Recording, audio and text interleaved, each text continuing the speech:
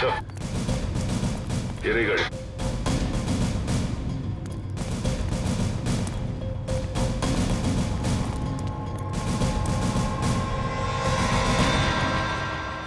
इकडे कोणाची गाड़ी है?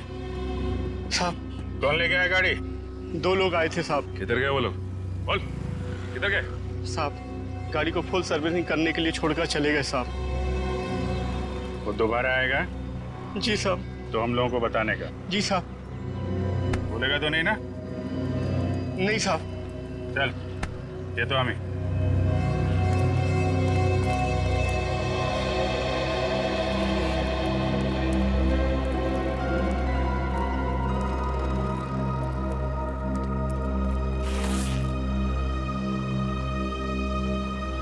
ये 20,000 एडवांस, बाकी पैसा काम होने के बाद। एक मिनट। हम ये कैसे मान लें कि आप एक दिन में ये गाड़ी पूरी की पूरी ठीक कर देंगे? अरे साहब ये गाड़ी तो छोड़िए, मैंने रातों रात में पूरे ट्रक का हुलिया बदल दिया था। देखो, माना कि हम लोग थोड़े ठीक नहीं हैं, इसका मतलब ये नहीं कि तुम कुछ भी झूठ बोल दो हम मान लेंगे। अरे मैम, 3 महीने पहले की बात है, हमारे यहाँ एक नीले रंग का ट्रक आया था और हमने उसे रातों रात लाल कब कर दिया हमें बिल्कुल पता भी नहीं चला। लगता है उसने भी उड़ाया था किसी आदमी को।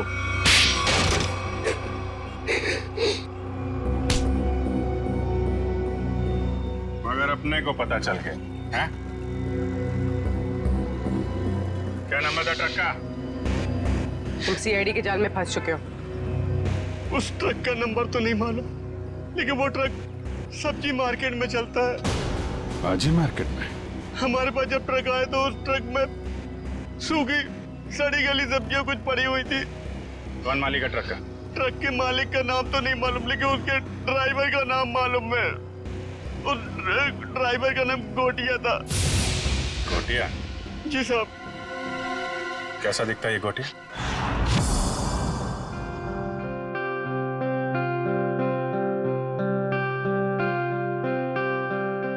500 करोड़ की प्रॉपर्टी है बंटी की, 500 करोड़ की। लेकिन एक बात अच्छी है कि उसकी जान को किसी से खतरा नहीं है।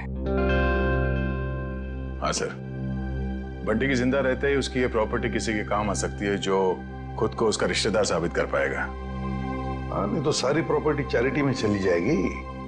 सर, आज भी बंटी का एक रिश्तेदार मिलने आने वाला है ना उससे। सम्राट, 500 करोड़ की प्रॉपर्टी के लालच में सब पैदा होते हैं, मामा, मासी, चाचा, बुआ, सब लोग। मगर हम लोग हैं ना, एक एक रिश्तेदार की अच्छी तरह से जांच करेंगे। हाँ। कहाँ है मेरा बच्चा, मेरा बंटी, मेरे जिगर का टुकड़ा? कौन है आप?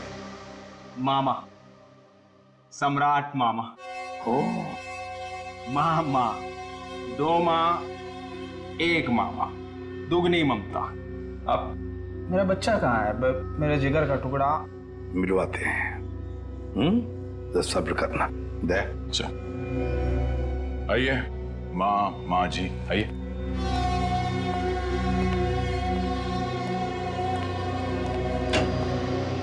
पंकज, ये मामा जी है, सम्राट मामा जी, बंटी के मामा, इनसे बात करना चाहते हैं।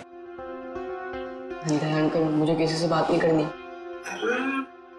किसी नहीं हूँ, मेरा बच्चा मैं। मामा हूँ तेरा मामा, तू भांजा है मेरा। अब जब छोटा था ना तो पीठ पे बिठा के तुझे घुमाता था और तू बोलता था चमलात मामा, चमलात मामा। अपने चमलात मामा को भूल गया मेरा बच्चा। अंकल, बेटा, एसीपी साहब ने कहा है, बात कर लो इनसे, घबराओ मत। भाई साहब, आप बैठ जाइए। जी पंकज,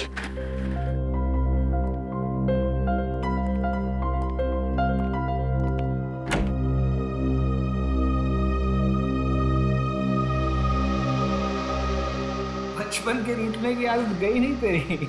अब पर तू जब बचपन में रूठता था ना तो मैं तुझे चॉकलेट देता था। ये ले तेरी चॉकलेट। आप ये रख लीजिए, मैं चॉकलेट नहीं खाता। बेटा, जब तू छोटा था तो यही चॉकलेट खाता था। खाता हूँगा, पर अभी मैं ये नहीं खाता। कोई बात नहीं, रख ले। जब तू मेरे साथ जाएगा ना तो तुझे वही चॉकलेट दूंगा जो तू अब खाता है। चल अब मामा को एक मीठी सी प्यारी सी किसी दे दे। चल कम। आप अपनी आगे खोल लीजिए, ये सब मेरे को अच्छा नहीं लगता। भूल गया, शर्म आ रही है तुझे। कोई बात नहीं, मैं सब याद दिलवा दूंगा। जब तू बचपन में मुझे ऐसे किस्सी नहीं देता था ना, तो मामा ऐसे पकड़ के किस्सी ले लेते थे। Uncle please please. दया, लगता है बंटी खुश नहीं है इस सम्राट मामा से मिलकर। तो वैसे भी टाइम हो गया है, इसे भगाते हैं। मैं नहीं आपका भांजा, कोई और होगा। सम्राट मामा उठिए। तो साहब मैं बच्चे को कब ले जा सकता? बाकी और भी रिश्तेदार आने वाले हैं, वो भी दावा कर रहे हैं बंटी के रिश्तेदार होने का। उन सब की जांच करने के बाद हम आपको बता देंगे, ठीक है? सब नकली है साहब, मैं असली मामा हूँ। आप अच्छे से तसल्ली कर लीजिए साहब। बिल्कुल मामा जी, एक बार तसल्ली हो जाए तो आपको खबर कर देंगे, ठीक है? ठीक है मेरा बच्चा, चिंता मत कर, जल्दी आएगा मामा लेने।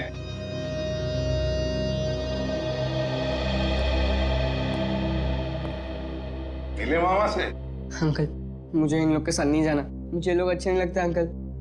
अरे सही तरह से जांच करे बगैर हम तुम्हें कहीं नहीं भेजेंगे, किसी के साथ भी नहीं भेजेंगे, समझे? पर अंकल मुझे आपके साथ ही रहना है, मुझे इन लोग के साथ जाना ही नहीं है।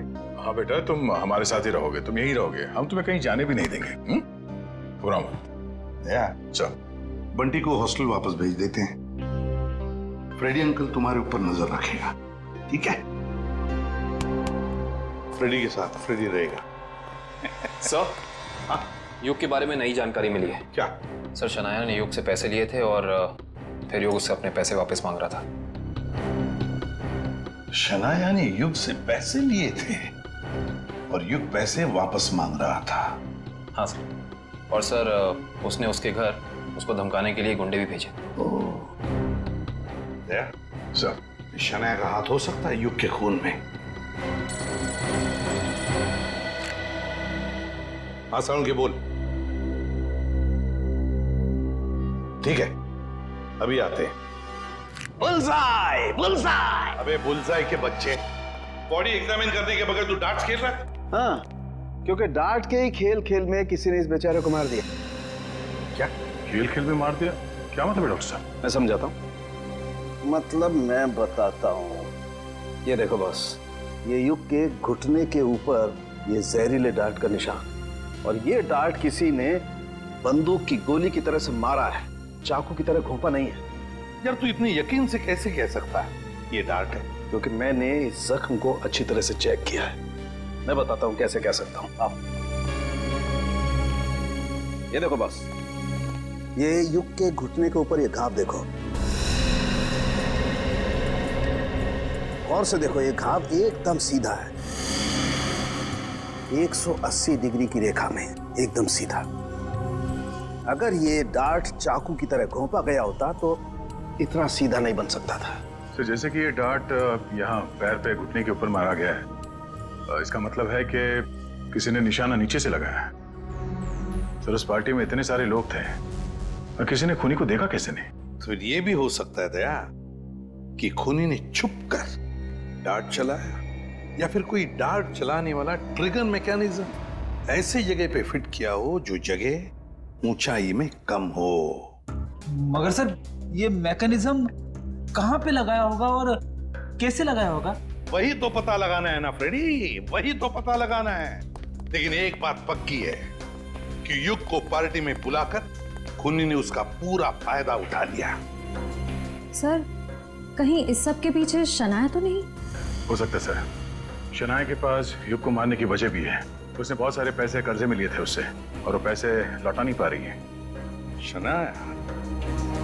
हाँ, हो सकता है शनाया ने युग को पार्टी में बुला लिया, उसको खत्म कर डाला, सारे पैसे हड़प कर लिए। ना रहेगा बांस, ना बजेगी बांसुरी।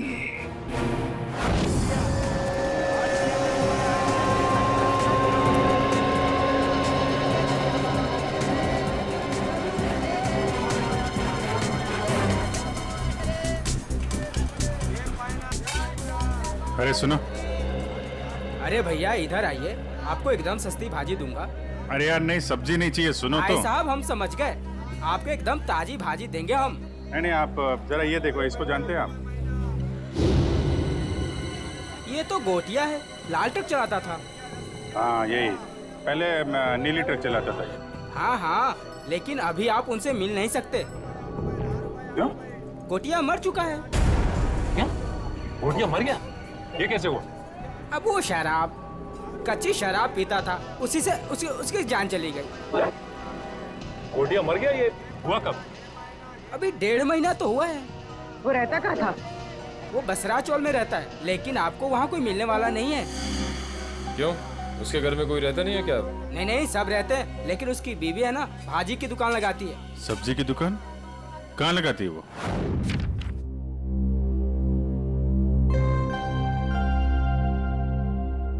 राहुल, क्या बात है? तू इतना चुपचाप क्यों है? कुछ नहीं। रुक, मैं पता लगाता हूँ क्या बात है। 1 2 3। पता चल गया। तुम तो एकदम सीआईडी अंकल्स की तरह बर्ताव कर रहे हो। क्या करूँ, कभी कभी सोचता हूँ कि बड़े होके एक सीआईडी अंकल ही बन जाऊँ। अच्छा तो बता, मेरे बारे में क्या पता किया? वो मैं तुझे बाद में बताऊंगा। पहले तू बता कि तेरी परेशानी क्या है? बंटी, वो ना, मुझे मेरे पापा की बहुत याद आती है। मैं समझ गया था, पर राहुल तू चिंता मत कर। सीआईडी अंकल आ गए हैं ना, अब तेरे पापा को गायब करने वाले लोगों को पकड़ेंगे और उन्हें जेल में डाल देंगे। सच? मैंने आज तक कभी तुझसे झूठ बोला है क्या? बिल्कुल नहीं। चल अब खुश हो जा। राहुल, तुझे पता है जब मैं बड़ा होकर सीआईडी अंकल बनूंगा ना, तो गुनहगारों को कैसे सजा दूंगा? कैसे? गुदगुदा के। उन्हें इतना गुदगुदाऊंगा कि वो लोग परेशान होकर सच बोल देंगे। ये तो अच्छी बात है। तो चल देख कर आते हैं सीआईडी अंकल्स क्या कर रहे हैं। तो चल। मैं अकेली हो गई साहब, गोटिया मुझे छोड़कर चला गया। आप लोगों ने उसकी याद दिला दी। देखिए, एक केस के सिलसिले में पूछताछ करनी थी, इसलिए हमें आपसे पूछना पड़ा।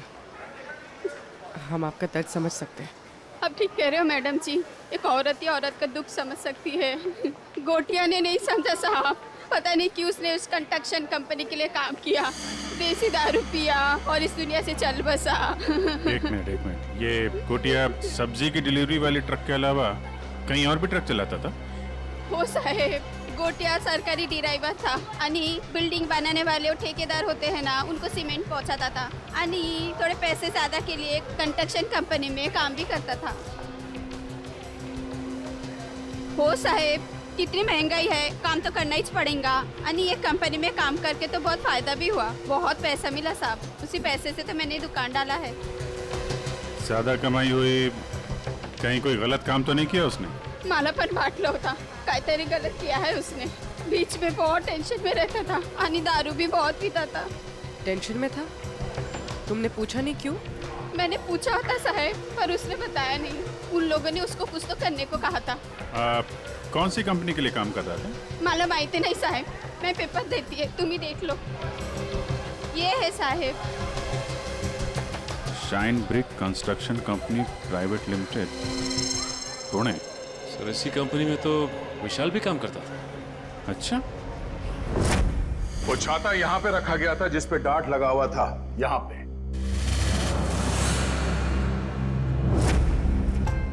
इतनी ऊंचाई पर और इसी जगह पे। और युग यहां पर खड़ा था, फोन पर बात कर रहा था। वो फोन जो झूठा फोन था, सिर्फ इसलिए किया गया था ताकि युग यहां आकर उस फोन पर बात करे। उसे यहां लाने के लिए किया गया था।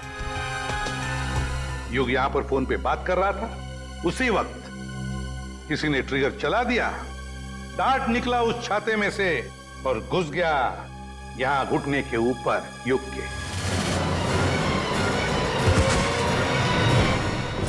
और वो आदमी जिसके हाथ में इस डार्ट का ट्रिगर था, वो इसी पार्टी में मौजूद था।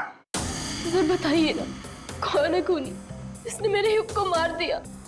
वही जो इस पार्टी के बारे में सब कुछ जानता था, वही जिसे युग के साथ कुछ लेना देना था, वो जिसे युग खटक रहा था। युग ने उसे पैसे दिए हुए थे और शायद वो उसे वापस मांग रहा था। क्यों शनाया जी, सच है ना? नहीं सर, ये सच नहीं है। मैंने युग और दिया से पैसे जरूर लिए थे, लेकिन सर मैं किसी की जान नहीं ले सकती हूँ। हाँ, हमने कब कहा कि आपने युग की जान ले ली है?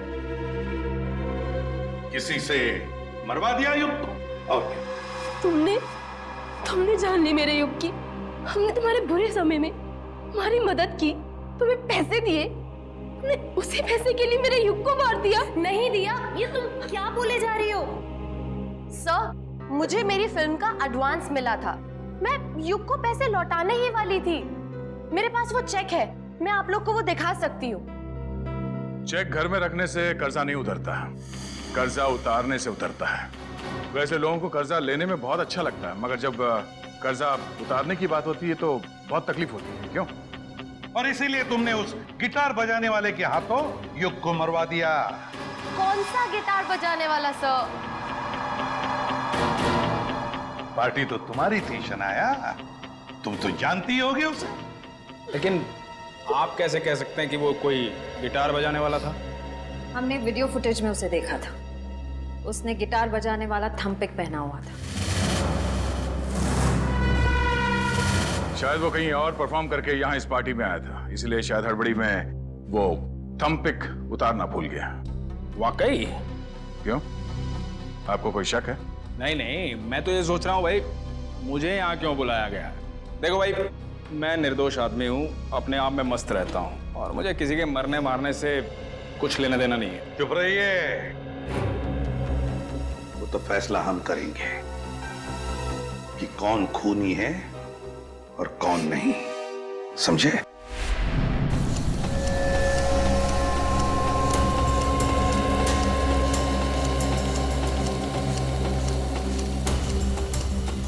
सर 2 घंटे हो गए इस मिल में इंतजार करते करते, अब तक तो उसका मालिक नजर नहीं आया। कब तक इंतजार करते रहेंगे? जब तक उससे मिल नहीं लेते। अच्छा, आ गई सर। मेरा नाम कियाना है, ये मेरा ही ऑफिस है। कियाना जी, आप यहाँ? अरे सर, आप कुछ पता चला विशाल के खूनी का? जी हाँ, उसका खून आपके यहाँ काम करने वाले एक ड्राइवर गोटिया ने किया है। गोटिया? मैं इस नाम के किसी आदमी को नहीं जानती। खैर, आपने उसे गिरफ्तार किया? जी नहीं, क्योंकि गोटिया अब इस दुनिया में नहीं। ओह, अफसोस। तब तो अब कुछ नहीं हो सकता। अब तो आपको ये केस बंद करना पड़ेगा, नहीं? जी नहीं, केस तो बंद नहीं होगा, क्योंकि हमें लगता है कि गोटिया को भी किसी और ने मारा है। सर, आप लोगों का तो काम है शक करना, नहीं? आपको भी मालूम है, है? देखिए ना कैसा संयोग है। विशाल आपकी कंपनी में काम करता था, उसे गोटिया ने मारा, और गोटिया भी आपकी कंपनी के लिए काम करता था और वो भी मारा गया।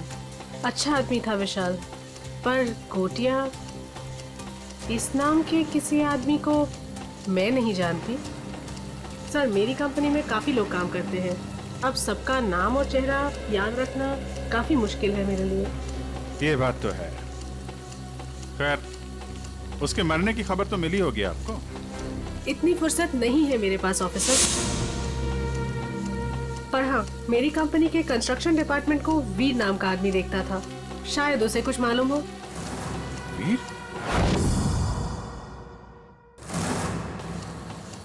कियाना जी, इस वीर को बुलाएंगे आप?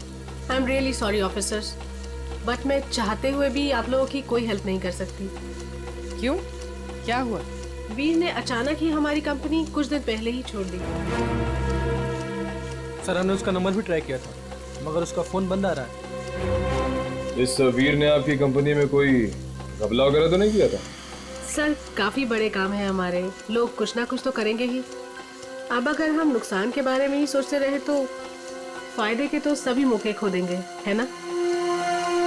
खैर, अगर आपकी इन्वेस्टिगेशन खत्म हो गई हो तो अब मैं चलूं? श्योर, अभी आप जा सकती हैं। Thank you.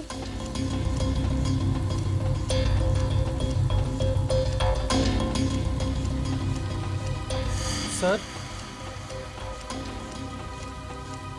एक जरूरी बात बतानी है आपको। हाँ, बताओ। सर, विशाल बहुत शौकीन मिजाज का आदमी था।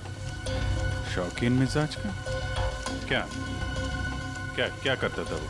सर जिस रात उसका खून हुआ था उस रात होटल आला में उसने अपने नाम पर एक कमरा बुक किया था। होटल आला? जी सर।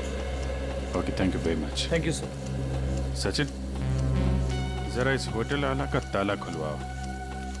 पता करो ये विशाल क्या कर रहा था वहां पे। सर दरवाजे पे ताला था और उसका फोन भी बंद है। पूरे घर की तलाशी लेते हैं।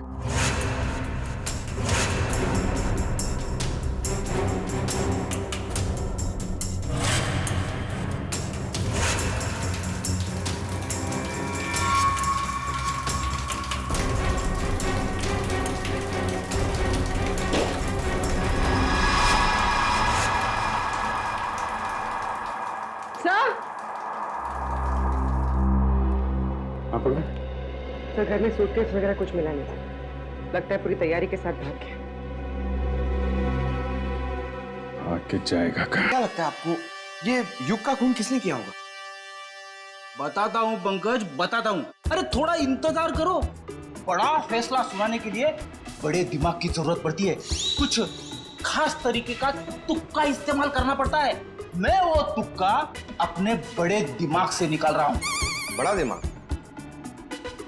अच्छा सर, ये बड़ा दिमाग हम सबके पास होता है कि सिर्फ आप ही के पास है? अरे सबके पास होता है, मगर सबको पता नहीं चलता। कुछ लोगों का बड़ा दिमाग बचपन में ही खुल जाता है, जैसे कि एसीपी साहब का, मेरा, अभिजीत सर का, दया सर का। कुछ लोगों का बड़ा दिमाग बुढ़ापे तक नहीं खुलता। मगर सर ये बड़ा दिमाग क्या है, मेरी तो समझ में ही नहीं आया। तू चिंता मत कर पंकज, कुछ लोगों का बड़ा दिमाग शादी के बाद भी खुलता है। ओह, तो मुझे शादी कर लेनी चाहिए, मगर किसके साथ? अरे यार, ऐसी छोटी मोटी बातों पे डिस्कस मत कर। पहले हमें खूनी को पकड़ना है। चलो खूनी को पकड़ना।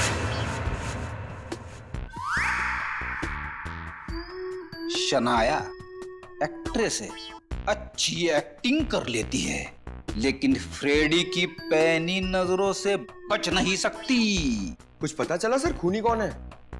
एक मिनट। ये क्या कर रहे हो? मेरे बड़े दिमाग में एक मैसेज आ रहा है। Message incoming. अरे मजाक कर रहा हूं मैं। अरे नहीं नहीं नहीं, आप करो सर, क्या कर रहे थे? अक्कड़ बक्कड़ बॉम्बे वो 80-90 पूरे 100 में लागा धागा, चोरी करके भागा। पाव रोटी बिस्कुट, साहब बोला वेरी गुड। नहीं, वेरी बैड। नहीं सर, सर इसका नाम मत लीजिए सर। ये खून नहीं कर सकती सर, ये तो शनाया है। अरे शनाया है तो क्या हुआ? उसके चेहरे पे थोड़ी ना लिखा है कि वो खून नहीं कर सकती। सर मैं मानता हूं कि आपके पास बड़ा दिमाग है, मगर सर गुनहगारों को पहचानने की नजर नहीं है आप में। क्या बोला? सही बोला सर। सर सोचिए सर, उसका चेहरा याद कीजिए।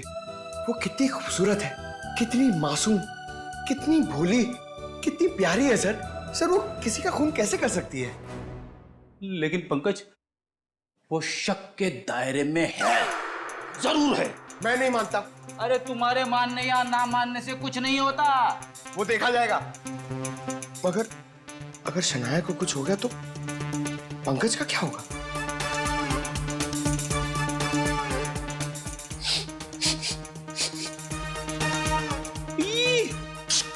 क्या हुआ सर? इसके तो नाम से भी शराब की बू आ रही है। सर ये तो शराबी, लालची, जुआरी सब लगता है सर। पता चल गया? पता चल गया तो जल्दी बताइए सर, कौन है वो? शनाया। शनाया।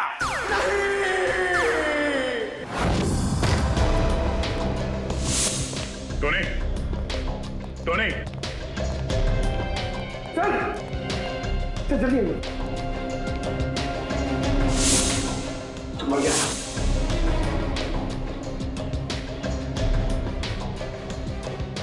ये तो ठीक वैसे ही डांट है जैसे युग को लगा था।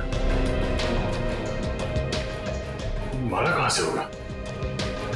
तो खूनी अंदर आया कहां से? सर सारा सामान भी बिखरा हुआ है, शायद इसकी किसी के साथ हाथापाई हुई है।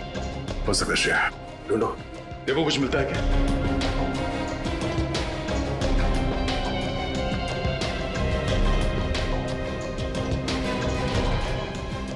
सर आशा, सर ये देखिए। ओह, तो इस माइक में छुपा रखा था वो डार्ट। टोनी ने ये माइक शायद अपने मुंह के पास लाया होगा और वो डार्ट यहाँ माइक से निकलकर उसके गले में फंस गया और मारा गया। सर ये सब किसने किया होगा? वही जिसे डर था कि हम इस टोनी के जरिए युग के खूनी तक पहुंच जाएंगे। सर सर क्या हुआ? यहाँ पे कुछ है। क्या है? अब पहले मुझे बाहर निकालो, फिर दिखाऊंगा।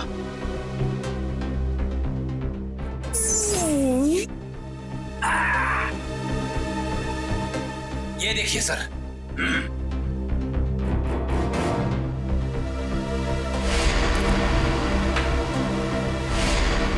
सम्राट? हाँ सर, सम्राट मामा। पता करो इस वक्त ये कॉइन उछालने वाला कहाँ है?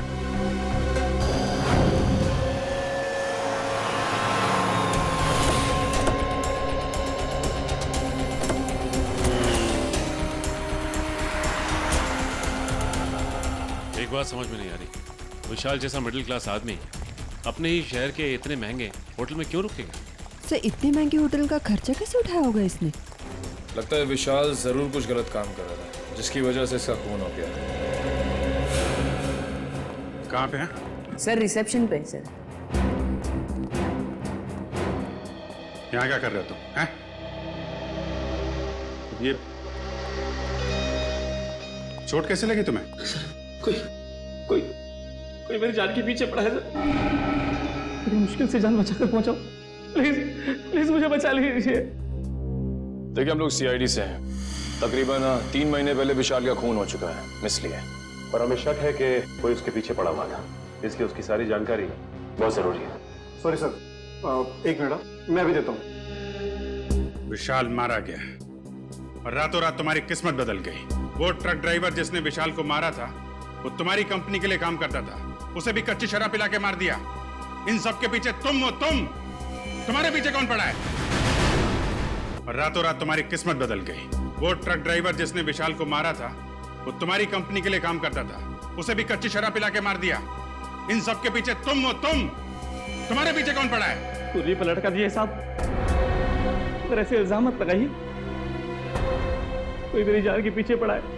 मेरे पास बचने के लिए आपके सिवा और कोई जगह नहीं बची साहब। अगर आप लोग सुरक्षा नहीं देंगे तो मैं बहुत मर जाऊंगा सर।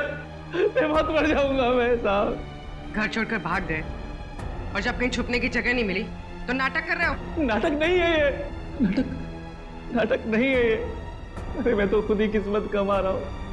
आप ही लोग मेरी मदद कर सकते हैं, प्लीज मुझे बचा लीजिए। ठीक है, इसको ले जाओ, जरा मरहम पट्टी करो। जाओ इधर से।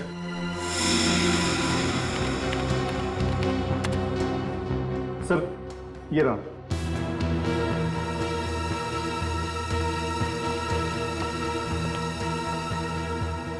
सर विशाल हफ्ते के आखिर में 6 महीने तक लगातार इसी होटल में आके रुके।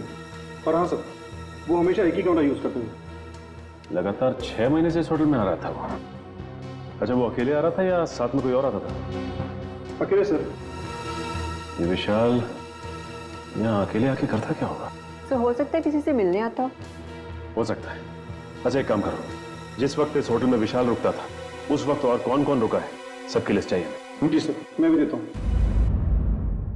मुझे आपसे कुछ कहना है। क्या कहना है बेटा? क्या कहना है बता। ये क्या? ये आपके लिए।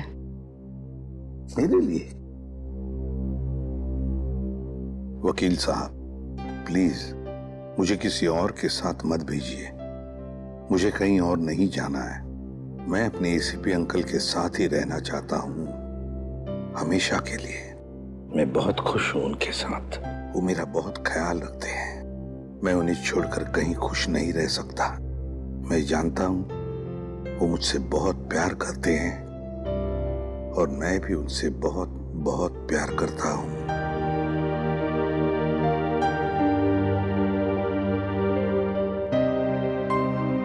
क्या है ये बेटा? हाँ अंकल, मैं आप ही के साथ रहना चाहता हूँ। मुझे कहीं नहीं जाना। मुझे आपके साथ बहुत अच्छा लगता है अंकल। मुझे भी तुम्हारे साथ रहना बहुत अच्छा लगता है बंटी। मैं भी तुमसे बहुत प्यार करता हूं।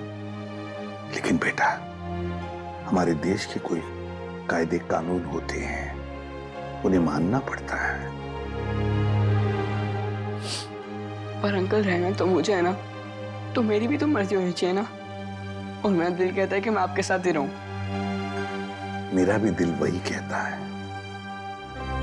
लेकिन अगर तुम्हें कहीं भेजना है तो मैं तुम्हें किसी ऐसे वैसी जगह नहीं भेजूंगा जहां पर तुम्हें तकलीफ होगी।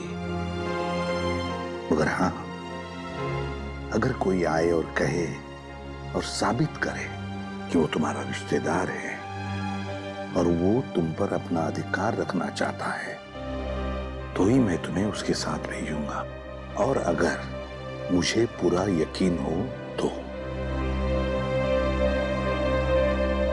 अंकल आप किसी पे यकीन ही मत करना। ऐसे नहीं होता बेटा, ऐसे नहीं होता। जाना तो पड़ेगा ही, लेकिन एक बात याद रखना, मेरी नजर तुम पर हमेशा लगी रहेगी। हमेशा मैं तुमसे कांटेक्ट में रहूंगा और दूर से मैं तुम्हारा ध्यान भी रखूंगा, क्योंकि मैं तुमसे बहुत प्यार करता हूं। जी साहब। तुम कौन हो? साहब मेरा नाम रंगा है। मैट्रन मैडम ने मुझे आपसे मिलने के लिए बोला था।